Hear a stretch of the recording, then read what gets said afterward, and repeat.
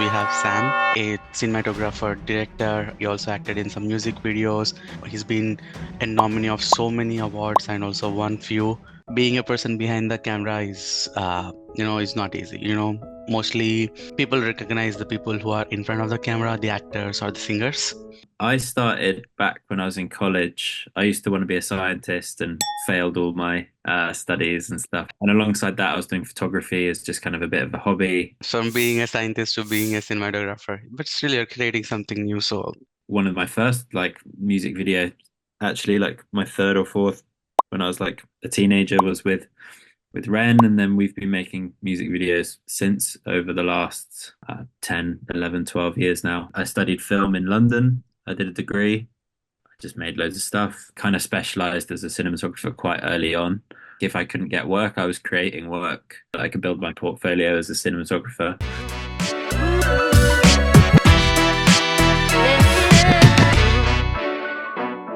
hello, everyone, and welcome to another episode on CLTV and Westside Talkies podcast show. Today we have a very special guest with us. We have Sam. Uh, he is a cinematographer, director. He also acted in some music videos. And I thought of naming all his list of work, but the list is so huge, I don't think I'll be able to remember it. But he's famous for all his music videos. His music videos are great. He also did few short films, and he's been a nominee of so many awards and also won few. I'm very excited to talk to him. If you haven't watched this, I'll definitely watch it. You'll be a fan of him. Thank Hey, you, yeah. Sam. Thank you for joining the podcast and welcome.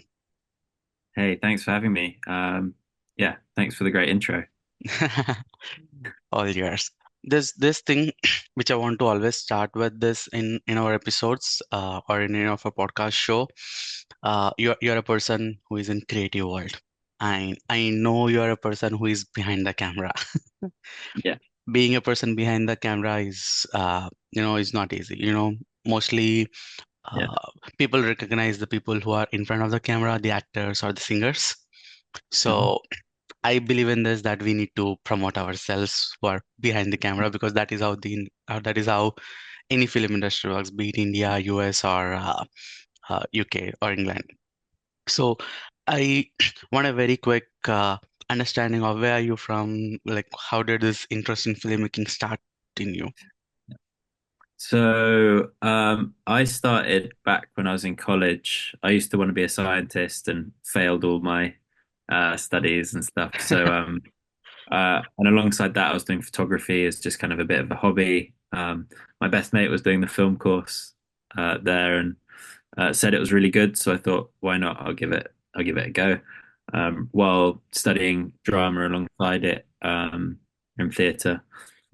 So I kind of came from like a bit more of a theatre acting background. So when I started, I did a lot more like in front of camera, well, on stage kind of stuff, as well as doing photography bits. So I came in from that kind of perspective. And then from there, started doing music videos and short films, acted in a couple of short films, and did some local regional kind of courses in Bristol, which is where I grew up in the UK. Um, and from there just slowly kept making things. One of my first like music video, actually like my third or fourth when I was like a teenager was with Ren, and then we've been making music videos since over the last 10, 11, 12 years now. We've been making videos together.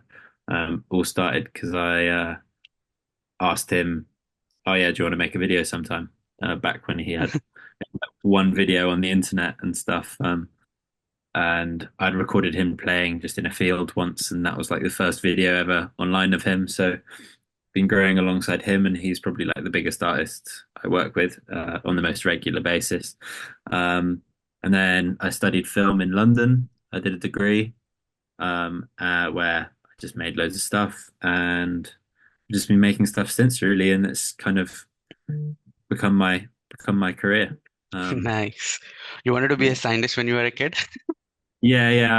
I wanted to be a marine biologist. I wanted to work with, yeah, fish Very and interesting. From being a scientist to being a cinematographer, but still you're creating something new. So we should yeah, call yeah, we should call it a win.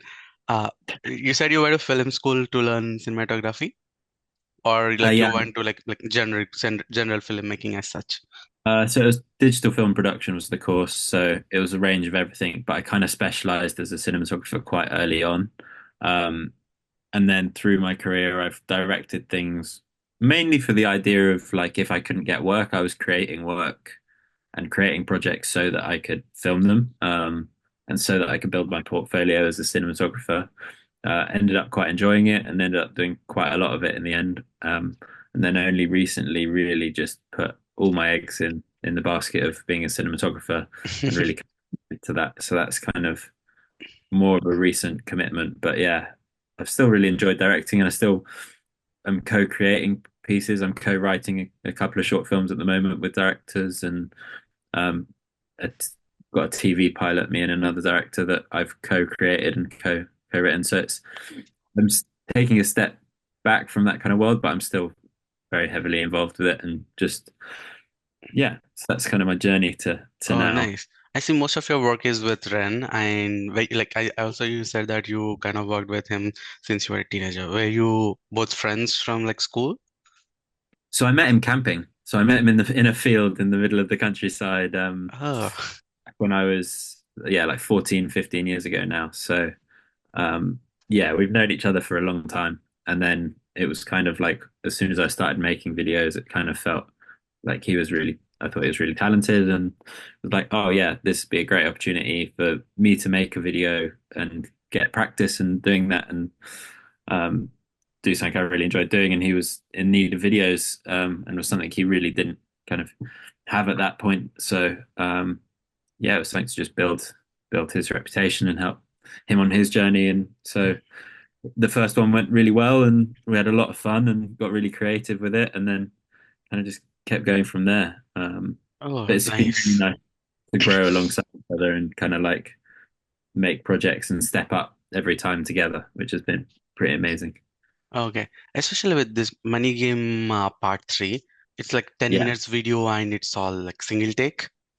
yeah. It's not It's easy, and you directed it, right? And the crazy yeah, I part go is there. he was able to lip sync each and every word for the entire song.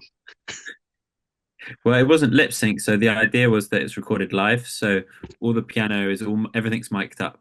So Oh, so the whole piece is designed to be a live piece because in terms of like timing, it's just it's even harder if you do it lip sync because you've got people hitting their cues, there's so much sound happening in the space, mm, and all the cellists, violinists, and the piano player, all of them to be playing in time is just like in sync is very difficult. So we had them all playing it really, which in its own way is has its difficulties, but oh wow, this was a like live recording and singing.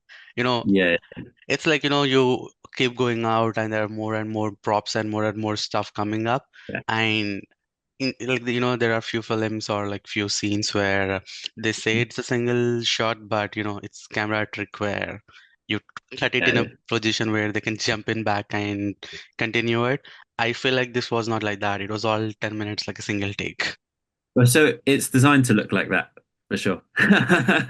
um, there's a moment where we had to have to cut like, near the end before the rain comes down because Mm, with him getting wet, we could only ever get him wet once, otherwise yes. we have to wait hours. So we were only able to get that section once, but because you have 8 minutes up before that moment, if you get that moment wrong or something happens in that moment that's wrong, you can't do it. Like yeah, so we had it up until just before the moment the rain come in, and we have a cut there, and things like that. So we made our lives a little bit easier in that sense. I was about to ask about the train sequence where like, did you guys like have to reshoot everything and he got wet and he had to like, change the costume and go back? Yeah. No, we that it just wasn't possible. So I was standing there waiting before the rain thing, and I shouted cut if anything was wrong before the rain machine, and then I would cue the rain machine to just so when I knew it was the shot, when I knew everything was perfect and right, I was like, yeah, go for it. So it was kind of like one of those ones where we were resetting quite quickly, and because because there's you only can get that moment once because we shot the whole video. We did the video all in one day, so there was limiting factors like we were in a tin like metal shed and it was raining outside at one point, and so we couldn't use the audio, so we had to wait an hour for the rain to stop. And then we had this rain machine thing, and we didn't have the time for the ground to dry or him to dry, so it was like we only could do it once, so it was very kind of like limited in that way. Oh, very nice. I felt like it was a single day shoot because, it's like all in the same place and in some same location. Yeah, But I'm sure the prep was not one day. It would have taken like weeks and weeks for you to get there for that yeah. one day. I mean, we had a couple of days of pre-lighting and rehearsals to like block out the space, and it wouldn't have been possible without doing that. So that was great. Um, and yeah, and because the audio's live, you can't really take cuts in it in the same way because the timing changes and the audio blips, and like because of the nuance of how you sing the song, and like there's not really any stops in it, so you can't really stop and start again or cut around it, because you see Okay. him basically in the entire thing, um, and there's Makes constant, yeah. makes sense. Just moving away a little bit from Money Game Part 3. I saw in your bunch of videos you have your like logo or name popping up with like a skull on the bed. Oh, there's that. With That's on my in my show reel. Um, yeah. yeah, that was a music video we did back when I was at uni. That yeah, I've just used that as my kind of calling my calling card at the time because I thought it was just such a nice kind of little shot. So used that as the Yeah, it looks very cool and very interesting. I thought you had some backstory or you love that shot so much that I saw, I think you put it on a couple of like show reels or I saw it somewhere yeah else as well. yeah. It was it was a fun music video. At the time I thought it was really cool. Yeah, I it's was really really cool even now. and it just the net like it fit really well with having a title, so it was kind of like it aligned in that way. Yeah. Yeah, very, very nice. Uh, there's one more thing I wanted to ask you about your like music videos. Uh, Hmm. if we go into your songs, there's this one song with Shinshila where it was like all lit so well, all Thanks, man. reds. The Yeah. lighting is like super good in it. So I wanted to talk to you about your visual storytelling and stuff, but let me check on this lighting first, and we'll go there. Yeah, so that video was chaos. It was we were in the middle of a storm in this building that was being done up. So we were really lucky that the whole building had scaffolding all around the outside of it before we had turned up. So it was really easy to like black out any windows, gel windows from the outside, rig lighting outside on the scaffolding and things like that. So that's where we could have the glow coming through the windows and things like that. Um, and then also there was so much rigging in the building with steel beams going across the ceiling. So that was really like useful. And it was like really like trying to use the space as much as possible. Like shooting through the space, utilizing like it's the space and kind of making the most of that. And yeah, so there was this huge storm outside, and You're it was shooting in just so like many chaos. rains and storms. Yeah. So the sparks were there, just like holding on to the lights and things like this. While it was all just like everything was blowing all over the place, and while we tried to black out windows and all sorts. But yeah, it was kind of a nuts Fun, one. chaotic shoot. But yeah, I really like love the lighting in it. I don't know within how much budget you shot it, but it looks like super rich on the frame. Yeah, thanks. Yeah, it was very low budget, so to be able to kind of have that come across is great. We basically went to a fabric shop the day before and bought a load of like blackout fabric that was like felt, so it wasn't even really very blackout because we couldn't afford to hire enough blackout to black out the space. And then we then used we only used the lighting that I already owned. So it was kind of like very restricted, and it was just kind of the team was like a few mates who we worked with quite regularly. So and we were all on like reduced rates for it. So it was very much a low budget video, and us just trying to make a bit of magic because that was directed by Josh, who used to be my focus pillar, and works for Ren full time and co-creating a lot of the projects, and is kind of one of the masterminds behind a lot of it. So he's great, but yeah, it was his first like directing debut, so it was great to be Okay. part of that with him. Very nice. Yeah, it definitely looks super rich on the frame. Now you talk about buying that blackout equipment. I kind of remember this. We were shooting like a short film here, and we had to block out the all the light coming from outside because it was super bright that day. And Mhm. obviously we did not have any budget, so we went to thrift store Yeah, and we got some curtain kind of a stuff, and we just closed everything. nice. Yeah, yeah, Yeah. Uh, about visual storytelling, there's this thing which I kind of observed in most of your songs, especially with Ren and the other ones. I feel all of them are like, very deep and with, a lot of deep meaning in it. yeah, yeah. So is it There's a lot of something like nuance. you specifically like, is there something which happened and all the songs happen like that, or is that something you like and are these the projects you kind of pick? Yeah, so Ren's music has always got quite a lot of like meaning and depth to it because just the subject matters of the songs he kind of writes about. And a lot of the songs he kind of has a very visual idea for what he wants for the videos as he's writing the songs. So when he's producing the music, he often will come with ideas quite strong in his mind, or go the visuals come like alongside the music rather than the music necessarily directing the video, which is cool. I think that's like really like an interesting way to approach it. And the style and the darkness, it suits some of the cinematography I like really. I like leaning into those kind of like dark shadows, contrasts, really like quite moody setups, and so like a lot of the subject matter really suits that, and really aligns with it. So I feel like it's a really good partnership in terms of the visual style and the music, and they kind of inspire each other rather than just one inspiring that. It's like quite a back and forth between me and him. So that's great. Makes sense. Also, you directed few shorts and music videos, and also, I think for Yeah. the most parts, you're a cinematographer.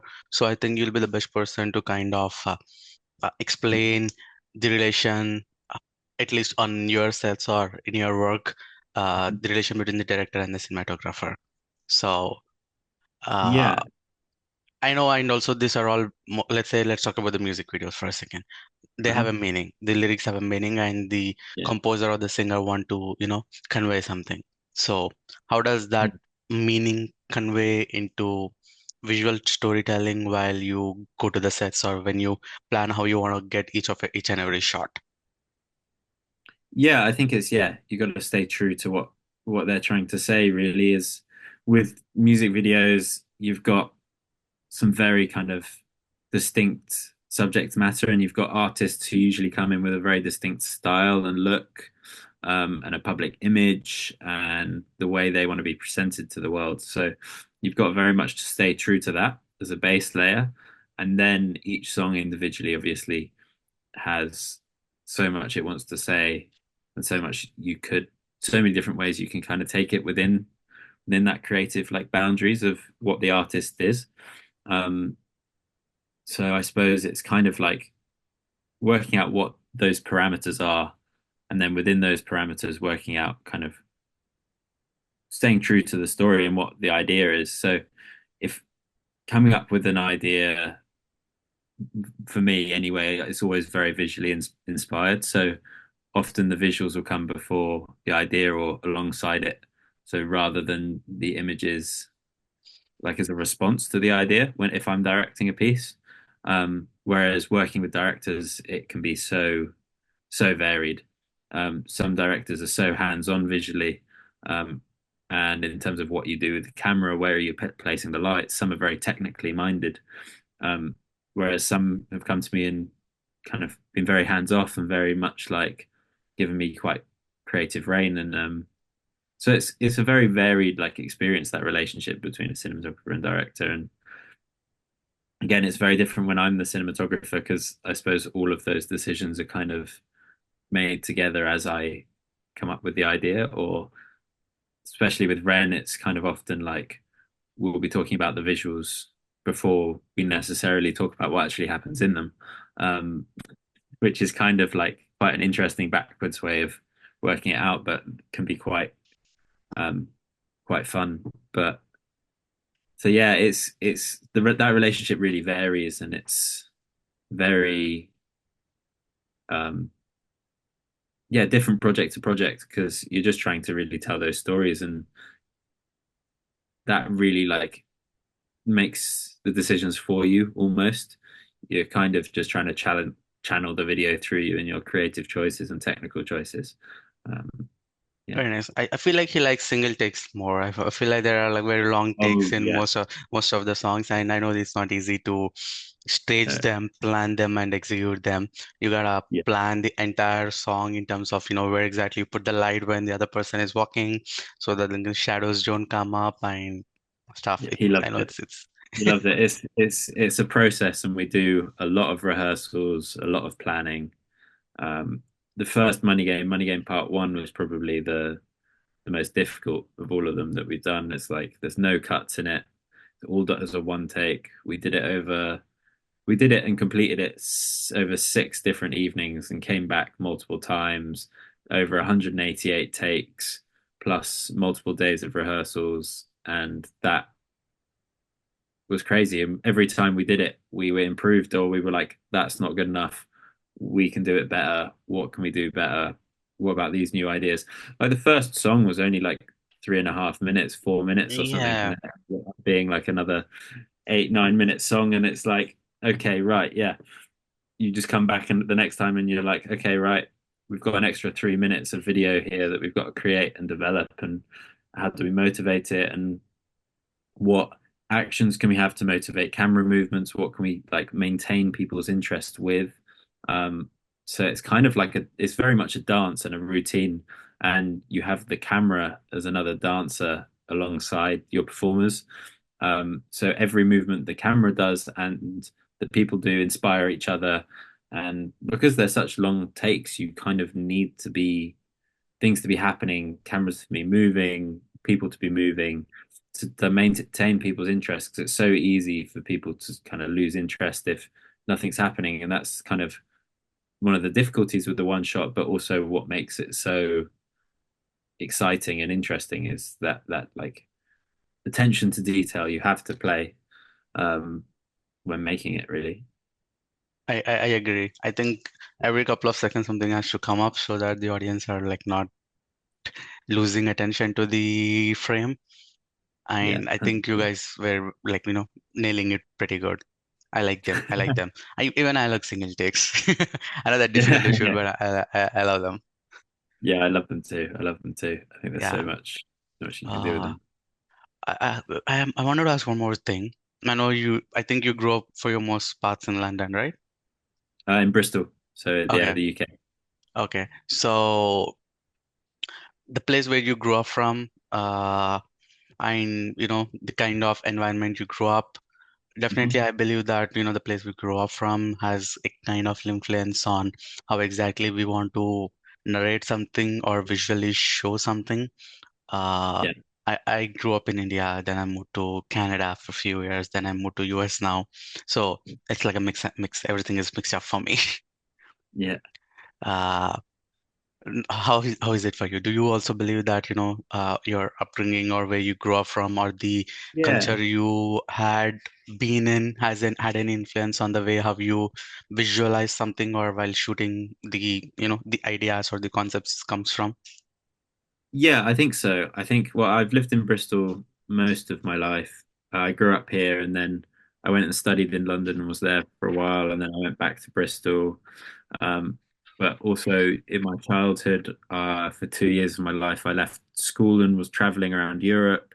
So like saw quite a lot of culture there and grew like met loads of people and grew up around lots of people from lots of different backgrounds. And that I think was an amazing opportunity as a child. And then, but yeah, where I come from and the people I grew up with are fairly like alternative, open-minded people is the community I'm around. So it's very much kind of like the way that my family sees the world, I think definitely has influenced the way I see the world heavily.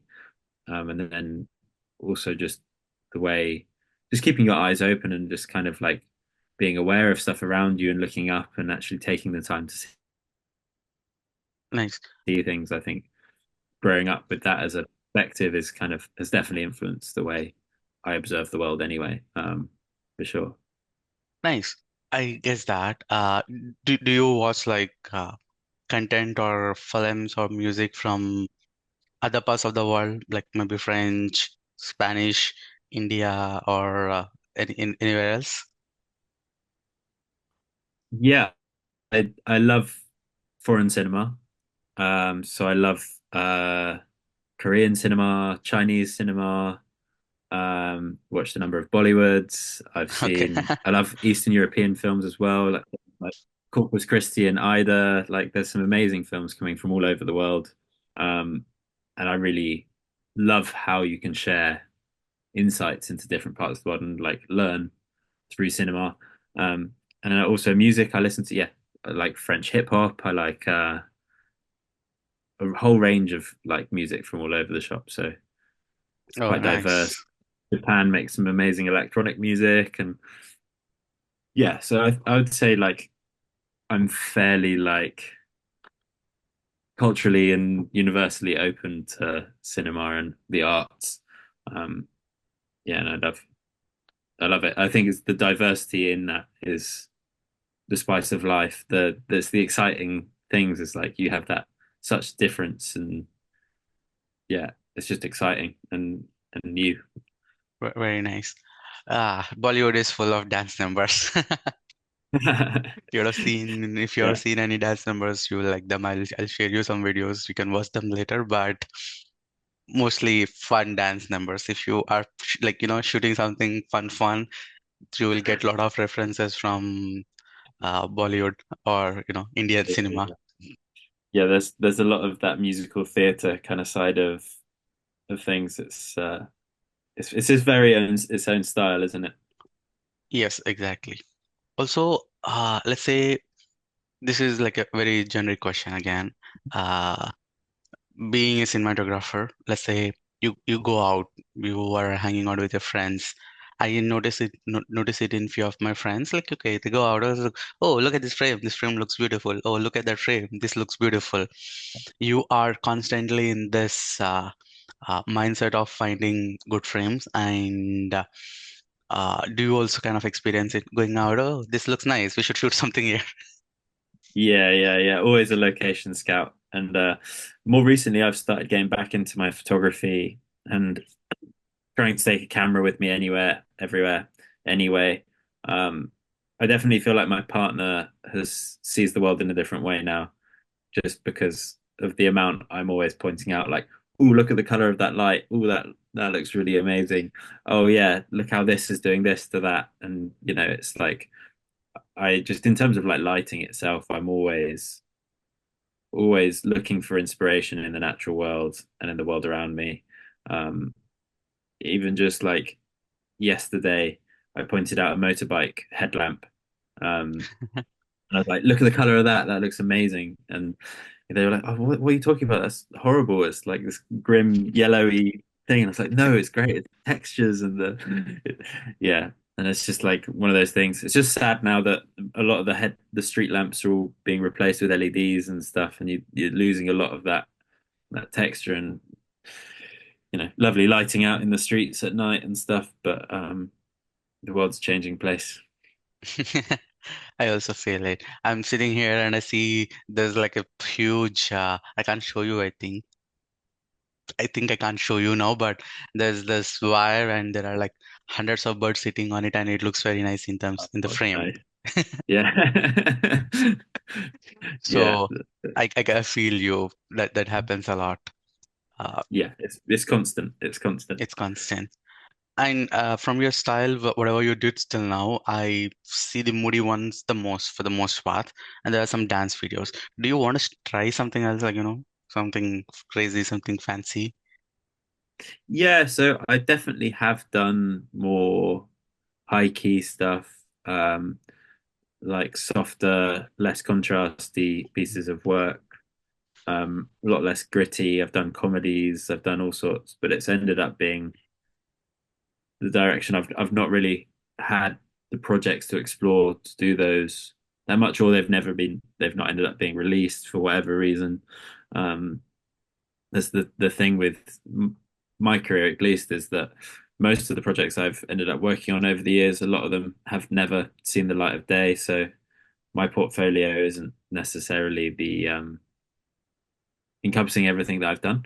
Um, but it's ended up being that I there's a particular style and things that have ended up coming out. But that's I think when you talk about someone's style, it's kind of basically you're saying, oh, what do they like? Almost, because it's like your taste. Your taste is what your style ends up being, and you making things what you think it should be right for that project. But obviously, that can vary depending on the project you're shooting. Nice. Um, Uh, but any particular style you want to try, like action, romance? yeah, so I've done like action fight films before. I I've have seen done your action video. sci-fi. I love a good sci-fi. We did a little fight film in a prison that doing is in post-production at the moment. That was good fun. Um, I really love a good drama, like a good yeah, emotional drama. Like I'd like to do some more period pieces. I think they're really cool. Um, yeah, I love most genres to be honest. I'm not very Okay, much you, like you you like everything. I, Like I'm quite open. It's the same as like the films I watch. I'm open to a good film, and that's kind of what I would want to make. Uh, so they're the films I want to make. I just as long as it's a good story, you count me in. I'm all up for an action. I'm all up for a romance. I'm up for a rom-com. I'm up for a comedy, be it like a dark comedy or a light comedy. Um, yeah, if I like the story, I'm all in. It's I'd love to do all of them, but very it's nice. Uh, I think I also saw you in one of the music videos where you acted. I didn't, I was like little confused if it was you or if it was used in somewhere else. It is one of those Rents video in which you are like tied to the chair. Is that you? no, that's Kai. That's Kai. That's the one of Ren's team. He does all the behind the scenes for Ren, and he runs all his social media campaigns. But we ended up tying him up for that video. I have been in Okay. a couple of videos along the way, but yeah, they're not so front and center. Yeah, she's all tied up, so I could not recognize it properly, Okay, but yeah, I thought it was yeah. you. But you also have it on your IMDb with saying uncredited role. Am I credited for that in IMDb? Oh, no, no. No, For no. uncredited role as an actor. Oh, okay. Yeah, yeah, yeah. I've got quite a few acting things, but most of my acting was all back in my teenage years. Um, Okay. I haven't done much acting for a long time. Um, You want to try other again? than this. Well, yeah, we did this action little short film in a prison, um, purely by accident. We had equipment and crew, and we had 6 hours spare, so we ended up making a little film there, and I'm in that. So that was quite fun. But that was more just for the creative and funness of it. I don't think I'm going to do any on-screen acting intentionally. It's not something I'm looking to explore, but I did have a lot of fun making that. So yeah, we'll see what Very happens. nice. Uh, where exactly you want to be in future? Like you want to do this full time? Like I know you are already full time, but do you want to continue being a cinematographer Yeah, all your yeah. life? This is your career. You want to, Yeah. ultimately everybody wants to be the best in the current field we are in and goal. So I guess you want to start working on some features, right? Yeah, so I want to explore the narrative world more. I've shot a lot of short films, working on a TV pilot at the moment. Um, but yeah, it's that long form narrative is my dream. And I used to always want to be the best cinematographer in the world. I was like, yeah, that's where I want to be. But now I think that's less what I'm looking for, and really Oh, more I'm looking for just I wanted to express myself creatively in that medium. I want to make films that people love, and that really resonate with people. I prefer one person to come up to me and say, "Oh, your film really inspired me. It was great," than being like the best in the world. Really, I think the aim is now not to be the best in the world because I think it's so objectional. And I would rather just be making work that I'm really happy and proud of. And I think that slight change in perspective is good. I think it's been, yeah, a positive direction of my like okay. Very nice. ambition. It Very nice. because to be the best in the world is to say you're better than other people, and I think no cinematographer is better than another cinematographer. I think they've just got their own particular vision and their own way of telling a story, and I think each one of those is valid. And um, yeah, obviously it's cool, and I think you should have awards and things and people calling each other like out there as being some of the best and stuff. But I think that should never really be your aim. I think you should be making art for yourself and rather than seeking that validation and things like that. Okay, nice. This is a good take on this question I asked. New thing I learned. Yeah. Thank you for it. I think listening to you, it makes sense. I don't know if I had that thing where I was like looking for validation, but if somebody would ask me where exactly you want to be, I was like, okay, I want to be the best. But I think the aspect where it comes to thinking about validation, I think it makes sense. What you say makes sense. Yeah, I think you just want to make art and what like you want to be Mm, respected for what you do. I think that's the thing. I think everyone wants to be respected and people to like their work and to be very good at it. But I think you can't be the best because you can't be perfect at it. I feel like all the best cinematographers are still learning and they're still not the best they can be. So if they're all still exactly. learning, not never at the top of their level, how can you possibly be the best possible cinematographer? Like you might be making some of the best films there and then, or your film might be considered like one of the best films cinematically all the time, but you'll never be the best. It's like a very unachievable goal.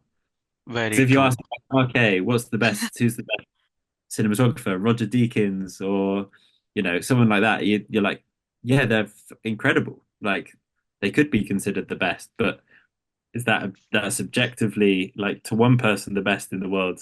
The next person will think someone else, and it's I don't think you can be the best at it. Makes sense. You can be Also, part of that cohort, and you can be considered one of the best.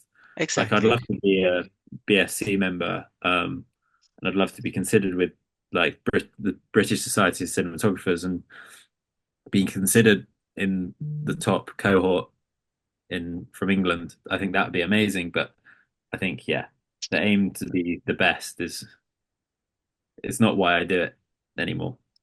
You Oh, know? makes sense. You also taught me something new. Yeah. Good to know.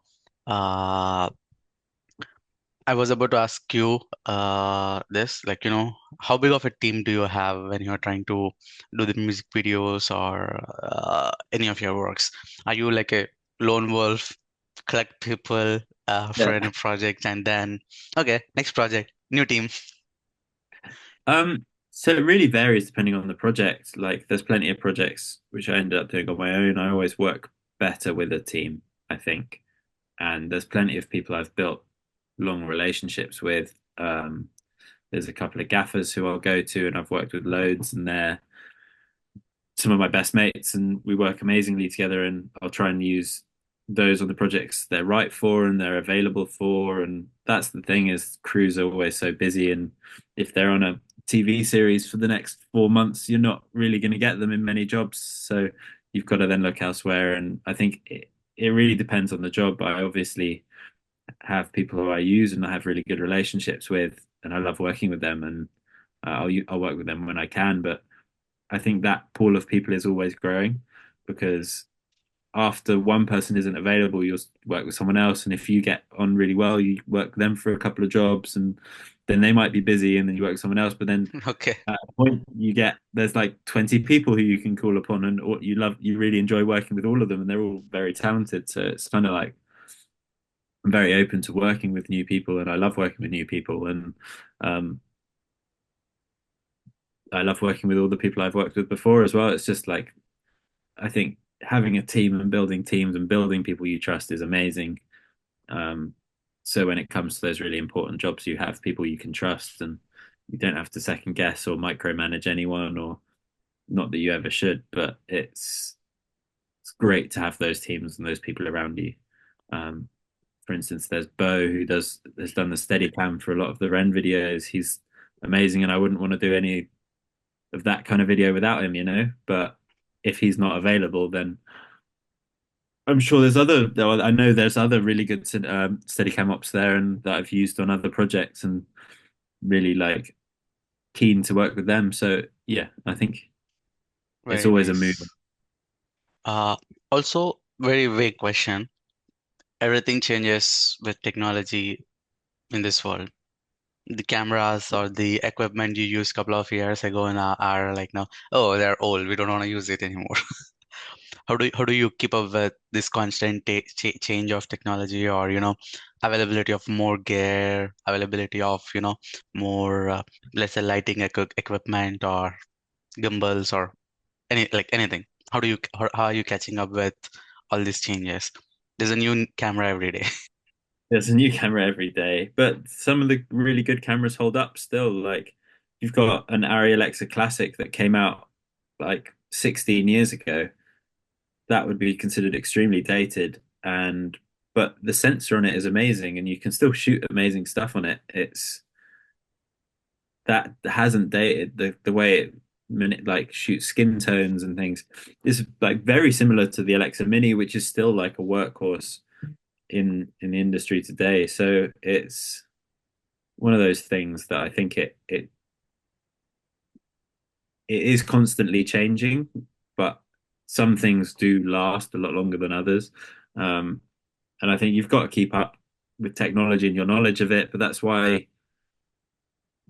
there's just people out there you can go to who that's their job. Like I know people who work in rental houses and run these kind of things, and they know everything or know someone who knows something. So you can just ask. There's people out there to ask who can help you with those things.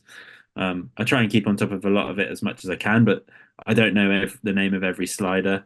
I don't know every lens available. I can tell them what I kind of like about lenses, what kind of thing, and then the guy I go to for lenses, he'll be like, "Oh, have you tried these? What about these?"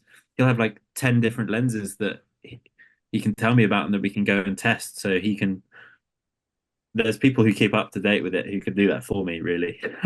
And I've just got to keep the creative vision and be true. And my knowledge is just always growing and expanding. And I think the fact that when you get to a certain stage, you want to be renting for every project because you don't want to be shooting on one camera. You don't want to limit yourself to one set of lenses. You want them to be what's right for that project.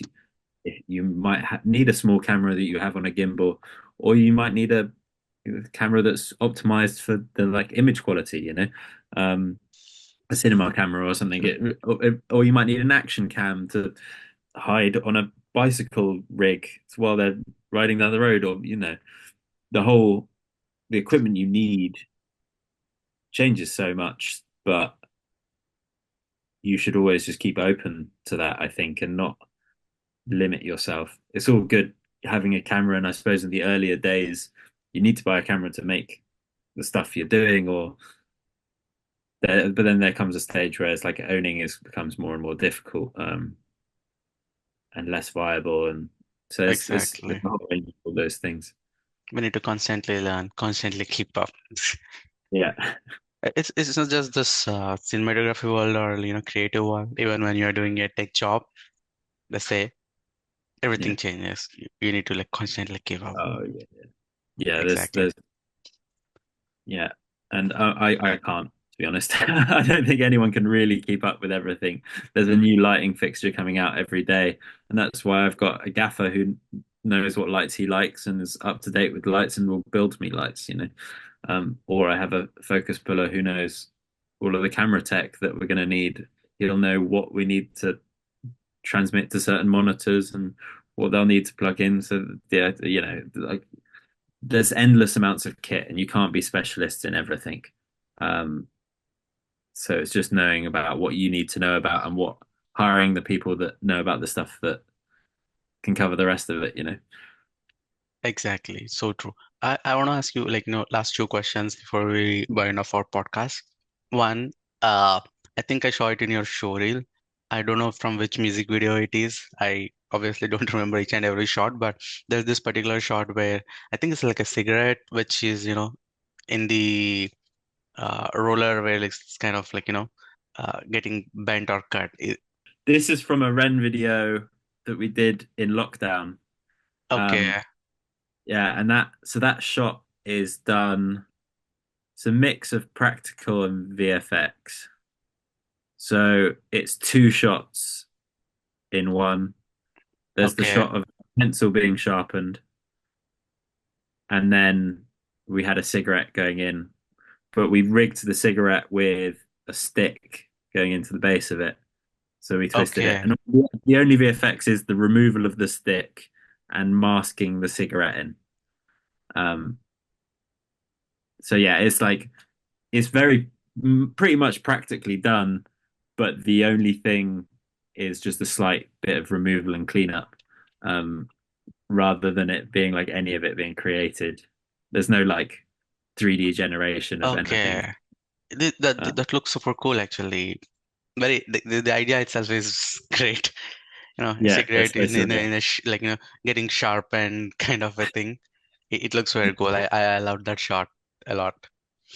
Yeah, so Uh that whole video was quite a surreal video we did in lockdown. So made that all in my bedroom oh, it's all during in your COVID. home? Yeah, and it's all like surreal stuff. Um, it's a song he did with Molly McKenna. I think it's called Penitence. But yeah, it was good, fun video. There's two versions of the video. There's I did a director's cut and Ren did his own version, which he added a load of animation stuff to as well. Okay, very nice. Cool. One last question, maybe something which I like asking people. I know you did a lot of work, you did so many things.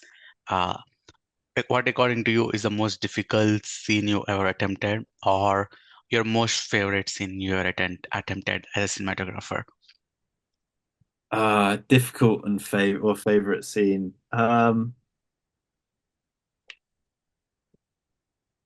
There was quite a fun one in the short film I did recently, A Boy Like Me, where we had we were shooting down at a table and it's a man and his clone are talking to each other, which are being played by the same actor. Um, and in the same shot, we had him looking in the reflection of himself in this knife he's holding in his hand, and then he turns the knife. So we, from seeing his reflection in the knife, we turn to seeing his clone's reflection in the knife.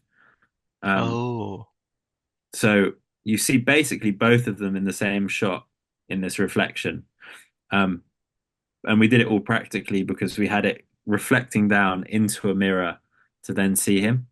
Um, so the mirror is out of frame, but he turns it, and so like the positioning of the knife was so fiddly and difficult, but it was so like had to be so accurate, an inch perfect with it. And then from that, you got all those images and the so it was like a very fiddly shot, but it was quite rewarding, and I thought it was quite an interesting thing to do. But then of scenes, I think Money Game Part 3 is just my favorite overall, just because the love and detail we put into that and how it came out and making it was just amazing. Wow. I don't think I watched it, but I'll definitely watch it. This scene looks really interesting, and the way you explain, I could practically imagine Yeah. it. Yeah. I don't I'm know if going to it's watch it. fully It's released yet. Oh, it's On not released yet. it's in a festival circuit, the trailers online and stuff, but um, Oh, okay. Maybe once it is out. Or, yeah. but I could imagine from the way you explain, Yeah. it is. Uh, but great, man. Thank you. I think you should definitely try more world cinema. Maybe we'll work on something in India. Who knows? Or Yeah. maybe something in US. Uh, Yeah. uh, we have some nice stuff coming up, and it would be definitely nice to, collaborate with people like you. Brilliant work again. I know I complimented you a lot. I don't want to overdo it, but uh, Thank you very much. brilliant work, and I would definitely say we should stay in touch and maybe see Yeah, if we nice can one. work on something in the future.